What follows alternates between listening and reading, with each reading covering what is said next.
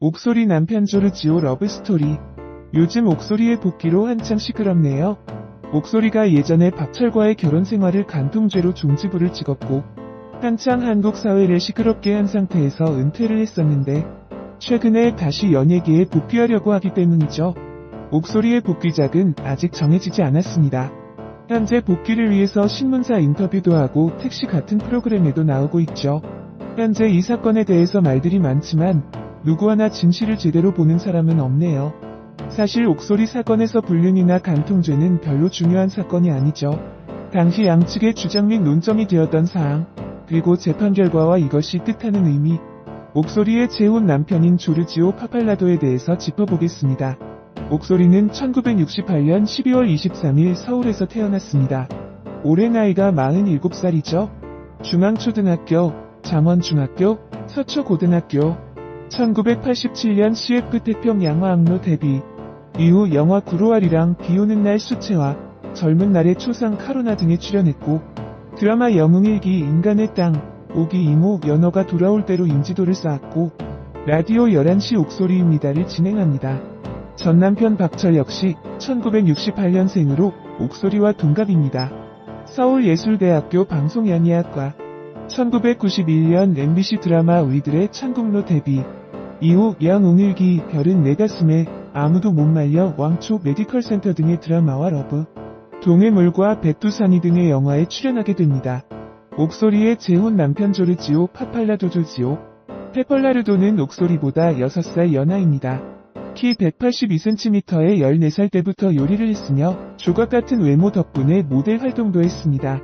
사건 당시 서울 모 호텔 식음료 부분의 실질적인 총책임자였습니다. 옥소리 박철 이혼 재판의 쟁점은 총 4가지입니다.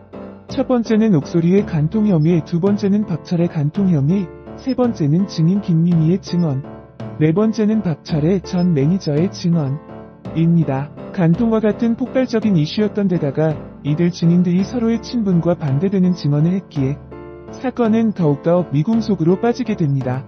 사건은 옥소리의 기자회견으로부터 시작됩니다.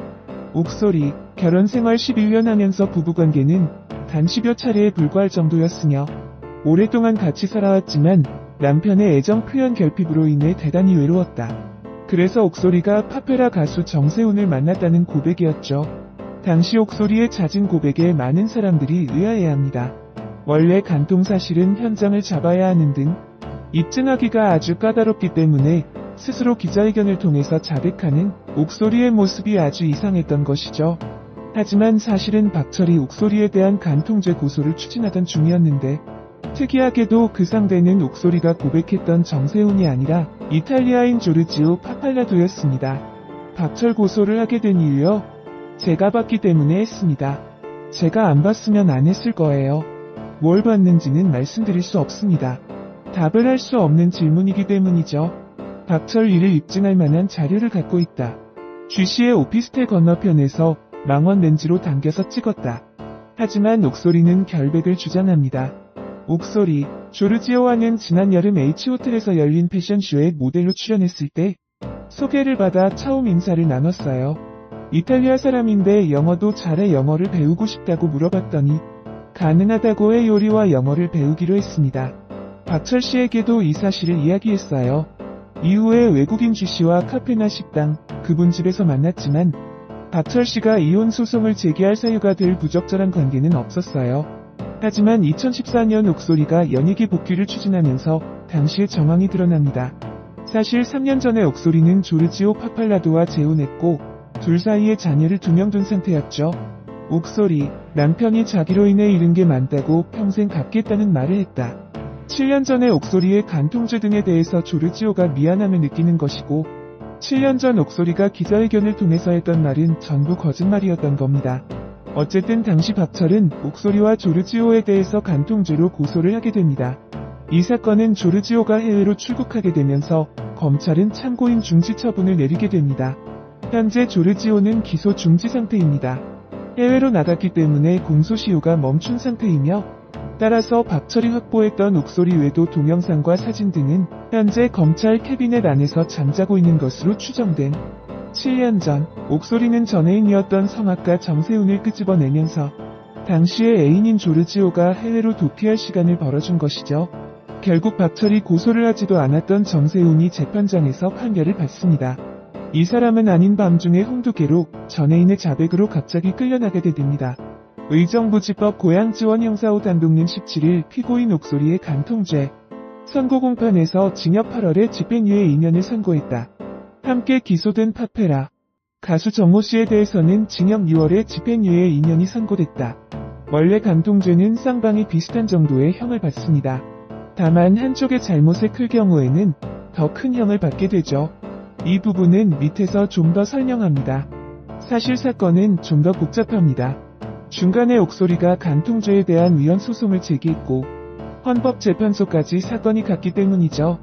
헌재의 재판 결과는 간통죄의 합헌으로 납니다.